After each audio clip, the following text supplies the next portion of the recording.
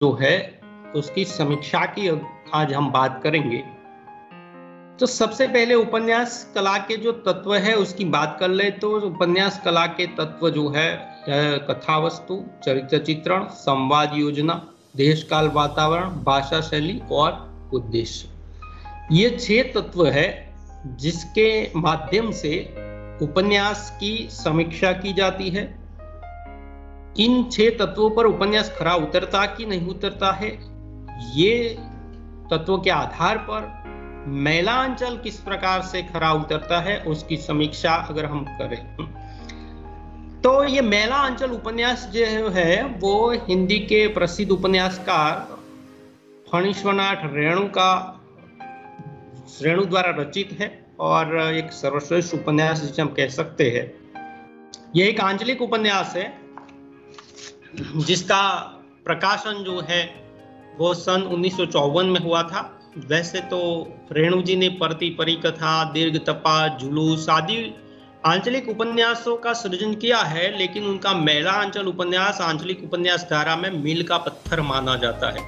यानी कि इस प्रकार की जो एक परंपरा है उपन्यास की मैलांचल में, ठीक है, ये परंपरा एक आई यहाँ पे और यह उपन्यास अपने कथ्य, अपने संवाद, शिल्प, भाषा में पूरी तरह से एक नयापन लेकर आता है।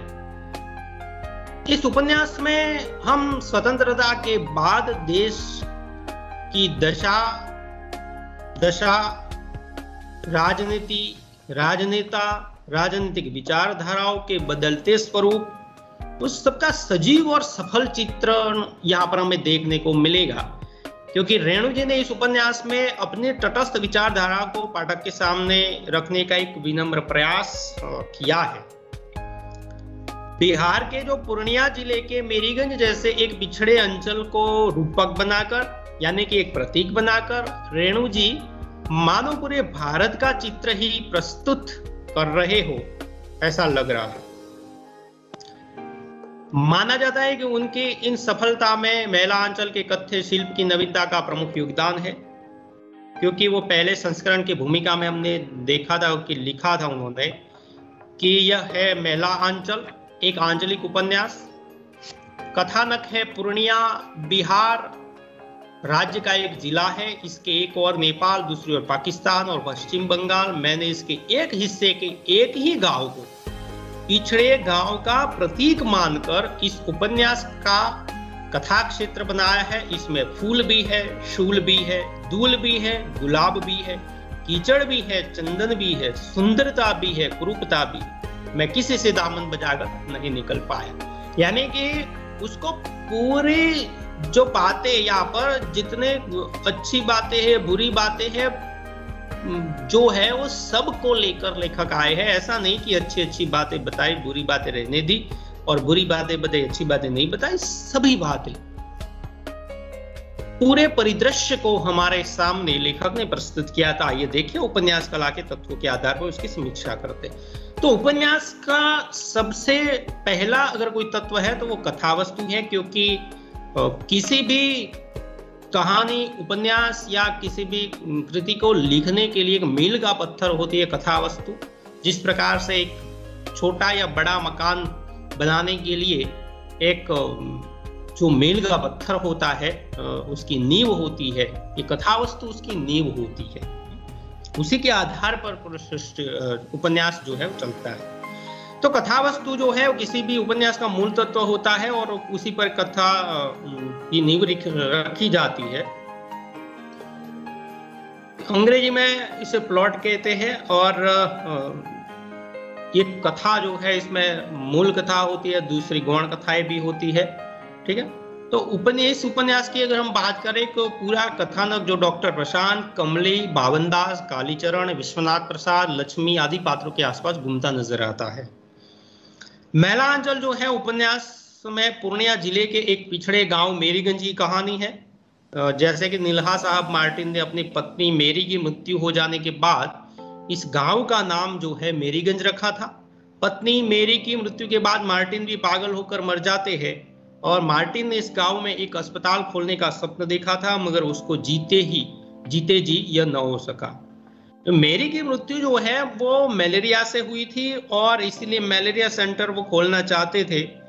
और लोग जो है वो गांव में मलेरिया सेंटर का विरोध भी करते हैं। यहाँ पर उनकी मानसिकता दिखने को मिलती है। लोगों में भय एवं आशंका है कि अगर ये सेंटर अगर खुला तो गांव में बड़ी विपत्ति आ जाएगी, क्योंकि इस गांव में 4 जाति के लोग रहते हैं, ब्राह्मण, कायस्थ, राजपूत, यादव, लेकिन चारों वर्ग के लोग एक दूसरे से साथ लड़ते रहते। मेरीगंज में संथालों की जाति रहती है जो अत्यंत शोषित एवं प्रताड़ित जाति है। ज्यादातर लोग अनपढ़ है, इनका कोई वजूद नहीं है। तो मेरीगंज गांव में जो राजनीतिक गतिविधियां जोर शोर से चलती है, बावनदास पक्का कांग्रेसी है और महात्मा गांधी को अपना आदर्श मानता है। तो कालीचरण सोशलिस्ट है, किसानों का मित्र है, ठीक है, और अत्याचारों का विरोध करता है। तो ये गांव का परिदृश्य है और उस गांव में एक परिवर्तन लाने के लिए उसमें एक सभ्य समाज के साथ जुड़ा जाता है। और डॉक्टर प्रशांत जो है वो एक नई उम्मीद को लेकर गांव में आते हैं और उपन्यास के क्लेवर को आगे बढ़ाते हैं। और प्रशांत की जो कथा है हम मुख्य कथा के रूप में रखकर देख सकते हैं। जैसे कि वो एक अज्ञात कुलशील है और गांव में आता है, गांव की परिस्थिति को सुधारने के लिए आता है, किंतु वो भी यहाँ पर आकर उसके जीवन में भी कई उतार चढ़ाव आते हैं, ठीक है। और प्रशांत जो है वो गांव में लोगों की दवा करता है, रिसर्च कार्य भी करता है और तहसीलदार विश्वनाथ प्रसाद की बेटी के साथ उसके अवैध संबंध भी बनते हैं। तो इस प्रकार की जो छोटी छोटी कथाएं हैं, इसमें मूल कथा कोई नहीं है।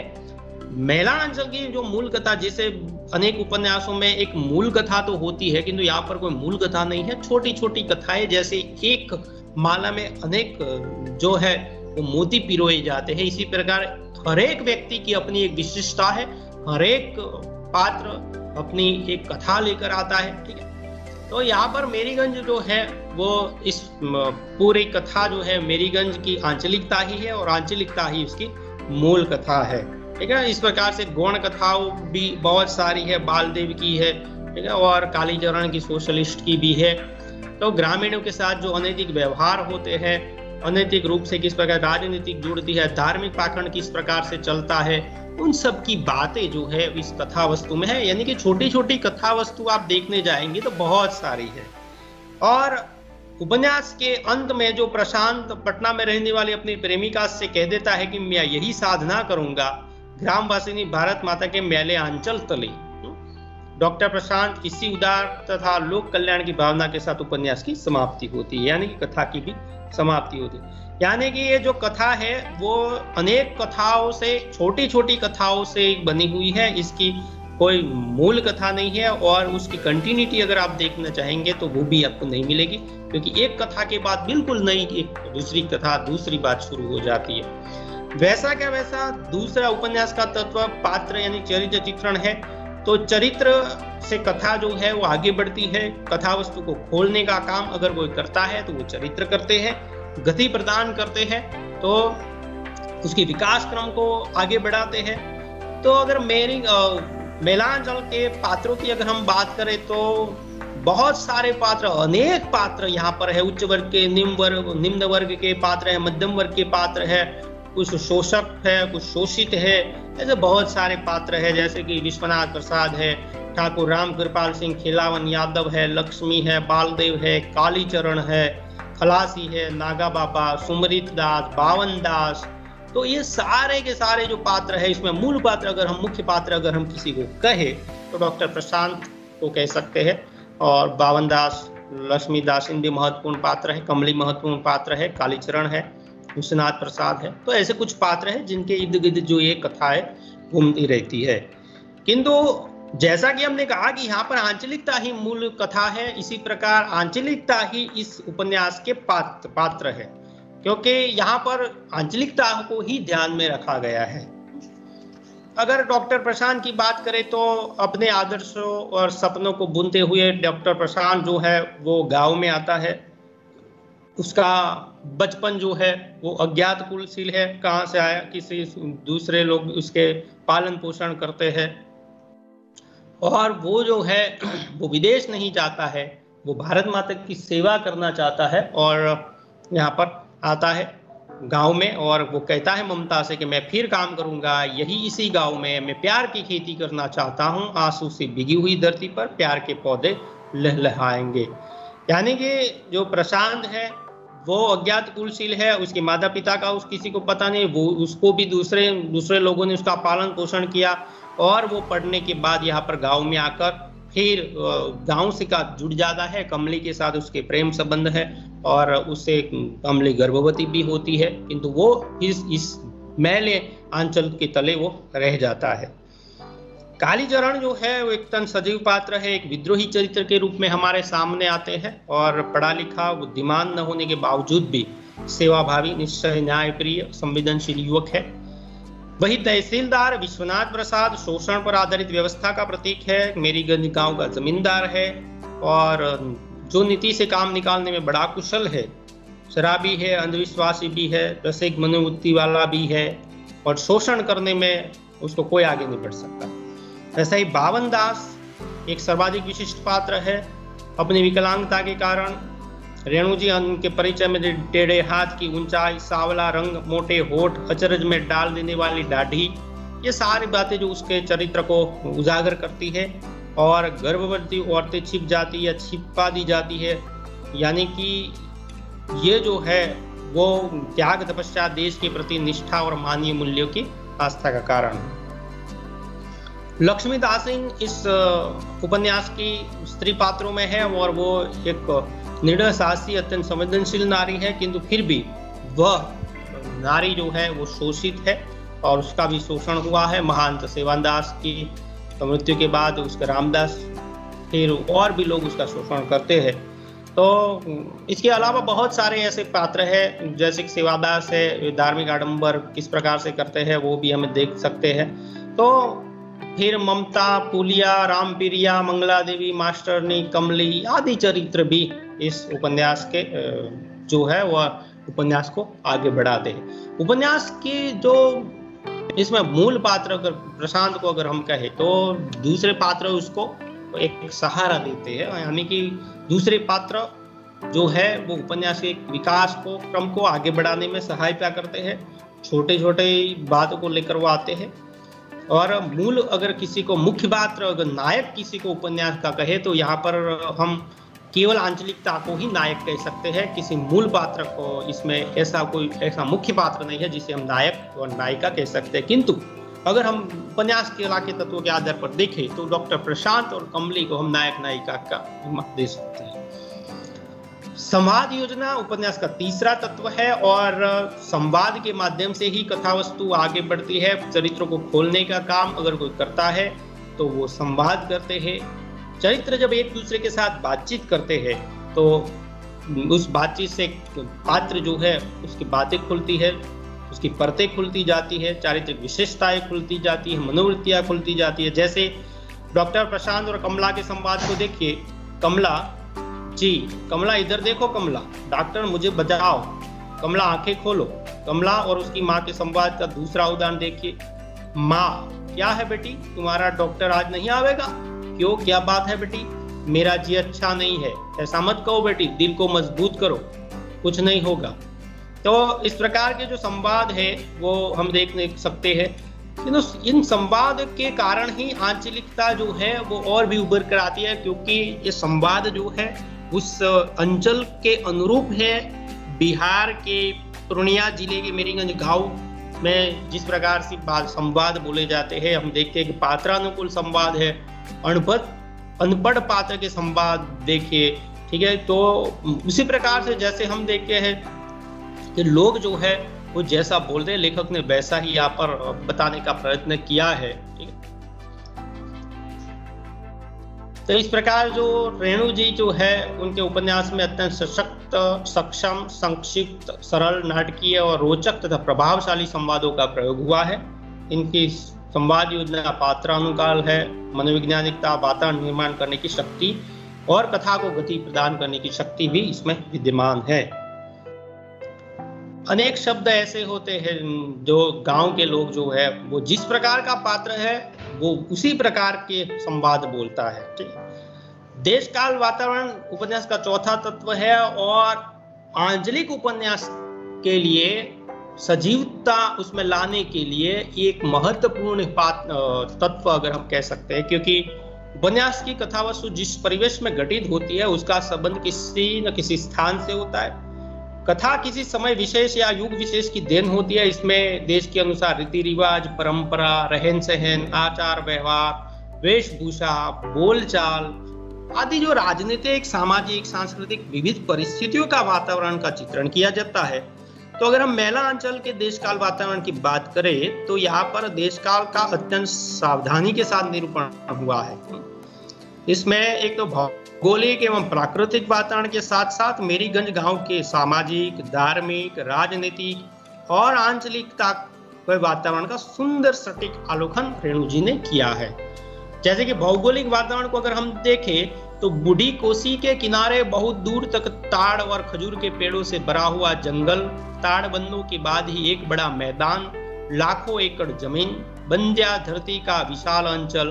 तो आप देखिए कि ये जो वातावरण यहाँ पर प्रस्तुत कर, जैसे पूरा वातावरण हमारे सामने, हमारी दृष्टि के सामने प्रकट हो रहा है, ऐसा लग रहा है। वही राजनीतिक वातावरण को देखिए तो आप देखिए कि छोटा नेता वासुदेव सबको समझाता है, भाई आदमी को एक ही रंग में रंगना चाहिए या 3 रंग का झंडा, थोड़ा सादा, थोड़ा लाल, थोड़ा और पीला। यह तो खिचड़ी पार्टी का झंडा है। गरीबों को एक ही रंग के झंडे वाली पार्टी में रहना चाहिए। राजनीतिक धार्मिक वातावरण किस प्रकार से यहाँ पर है, धार्मिक पाखंड किस प्रकार से, उसका सजीव चित्रण। सबसे पहले कालीथान में पूड़ी चढ़ाई जाती है, इसके बाद कोठी के जंगल की ओर 2 पूड़ियां जो है वो फेंक दी जाती है जंगल के देव देवी और भूत पिशाच के लिए।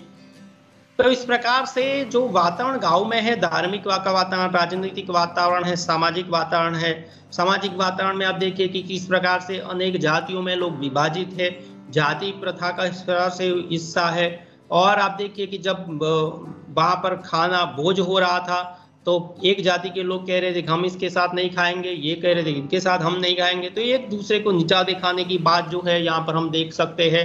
ठीक है, तो ऐसा सुंदर वातावरण जो है वो यहाँ पर हम लेखक ने जो है वो प्रस्तुत किया है।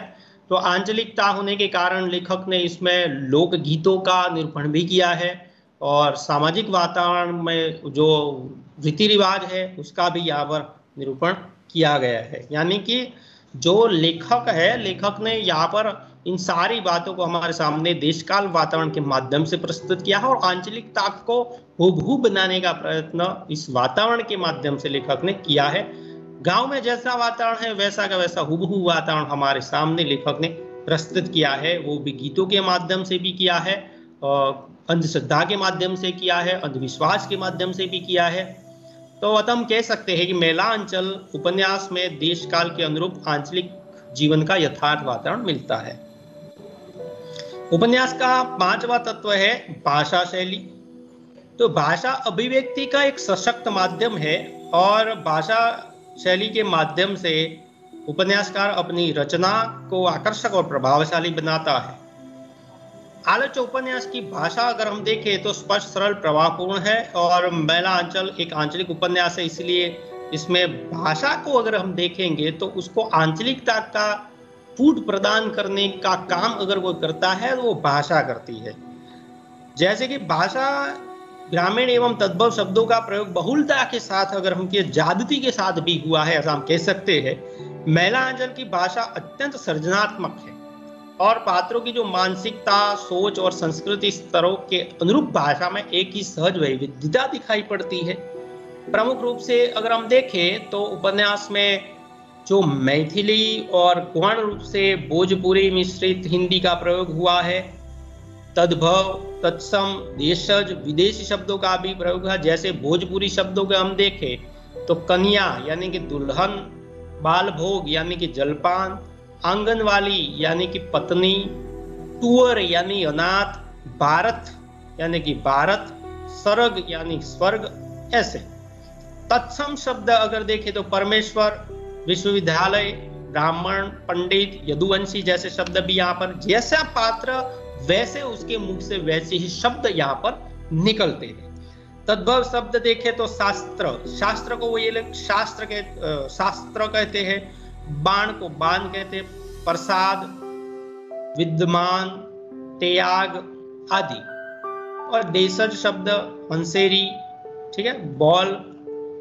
विदेशी शब्द आप देखिए कि डॉक्टर, नक्शा, हुजूर, कांग्रेस, स्टेशन, ऐसे शब्द का प्रयोग हुआ है। साथ साथ भाषा को एक रूप प्रदान करने का काम, सशक्त रूप प्रदान करने का काम मुहावरों के द्वारा भी किया गया है, कहावतों द्वारा भी किया गया है। जैसे मुहावरे का प्रयोग आप देखिए, अंचल मेला करना, कुबेर का भंडार होना, छुट्टी का दूध याद करना।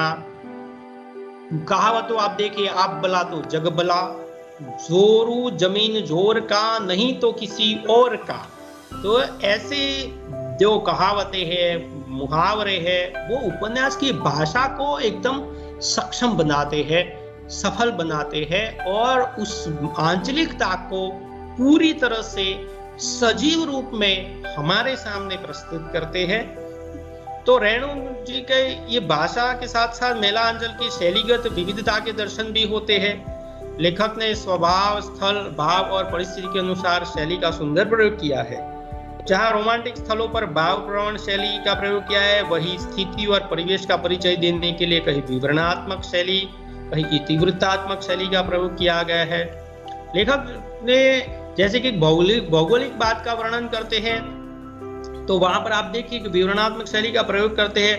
कहीं पर संवादात्मक शैली का प्रयोग है, जैसे कि प्रशांत और ममता के बीच जो बात हुई, उसमें देखिए कि उसमें यही संवादात्मक शैली, फिर पत्रात्मक शैली का प्रयोग हुआ है। पत्रात्मक शैली के प्रयोग से उपन्यास के कथानक को अधिक विश्वसनीयता मिली है, ऐसा कह सकते हैं। और प्रशांत के द्वारा ममता को जो पत्र लिखे जाते हैं, इसी बात को अभिव्यक्त करते हैं। जैसे कि पत्र में वो प्रशांत ममता को लिखते हैं कि यहाँ के लोग सुबह का बासी भात खाकर पात धोने के लिए गंदे गड्ढों में घुसते हैं और करीब 7 घंटे तक पानी में रहते हैं। गंदे गड्ढों को देखने से लगता है कि पानी के आधा इंच धरातल की जांच करने पर 1 लाख से ज्यादा मच्छर के अंडे जरूर पाए जाएंगे।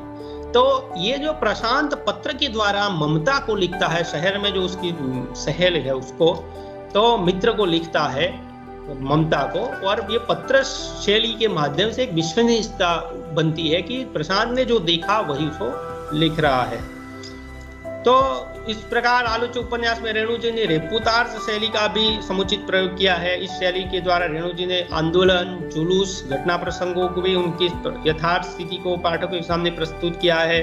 ठीक है, तो शैली और भाषा ये दोनों जो है उपन्यास को एक खरा रूप प्रदान करते हैं। और भाषा शैली के माध्यम से लेखक ने, खास करके आंचलिक उपन्यास की अगर जब हम बात कर रहे हो, तब भाषा शैली उपन्यास का एक महत्वपूर्ण तत्व बन जाता है। जब उसकी आंचलिकता को सजीव रूप प्रदान करना होता है, तो बिल्कुल भाषा शैली जो है वो यहाँ पर सक्षम है, सशक्त है, और उपन्यास को आंचलिकता का पूर्ण देने में वो बखूबी अपना कार्य निभाती है।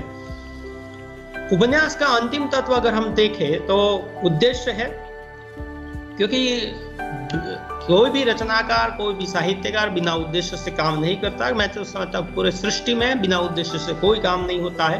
तो मेला अंचल की उद्देश्य भी सुउद्देश्यपूर्ण रचना है, और तत्कालीन समय में राजनीतिक तथा सांस्कृतिक वातावरण की जो यथार्थ अभिव्यक्ति लेखक करना चाहते हैं, उनका एकमात्र उद्देश्य रहा है। इसके साथ साथ ग्रामीण समाज में व्याप्त जो अंधश्रद्धा है, रूढ़ियां है, परंपराएं है, धार्मिक मान्यताएं है, पाखंड है, आडंबर है, अंधविश्वास, अनैतिक संबंध, ये सारी बातें जो गांव में फैली हुई है वो देश के सामने लाना चाहते हैं। उन्होंने पहले भी कहा कि ये जो मेरीगंज है वो एक प्रतीक है पूरे भारत का, और गांव के लोग किस प्रकार अन्याय, शोषण और अभाव, गरीबी के बीच रहते हैं। और जो मेला अंचल जो है इसी बात को अभिव्यक्त करता है। अंचल विशेष की एक राजनीति होती है, अंचल विशेष की एक सामाजिक परिस्थिति होती है, उसकी आर्थिक स्थिति होती है, धार्मिक परिस्थिति होती है, सांस्कृतिक जो स्थिति होती है, उसका सजीव और जीवन चित्र प्रस्तुत करना लेखक का मूल उद्देश्य यहाँ पर रहा है। तो मेला अंचल अगर हम कहें तो उपन्यास के तत्वों के आधार पर बिल्कुल खरा उतरता है। कुछ बातें, कुछ कमियां उसमें जरूर रही होगी, किंतु अगर हम कहें तो उपन्यास हिंदी साहित्य का एक पहला आंचलिक उपन्यास अगर हम मान सकते हैं, सक्षम सशक्त आंचलिक उपन्यास उसे मान सकते हैं उपन्यास के तत्वों के आधार पर। और मेला आंचल शीर्षक भी दिया गया है, तो मेला और आंचल दो शब्दों से शीर्षक बना हुआ है। तो आंचल यानी एक प्रदेश है, एक जनपद है, एक भूभाग है, और वह मेला है तो किससे मेला है? तो आप जैसे कि हमने देखा कि अंधश्रद्धा के कारण, रूढ़ियों के कारण, परंपराओं के कारण, पाखंडों के कारण, मान्यताओं के कारण, अंधविश्वासों के कारण, और उस मेल को दूर करने के लिए जैसे डॉक्टर प्रशांत जो है वो शहर से गांव में आते हैं। ठीक है, तो ये उपन्यास जो है इसी प्रकार हम देख सकते हैं कि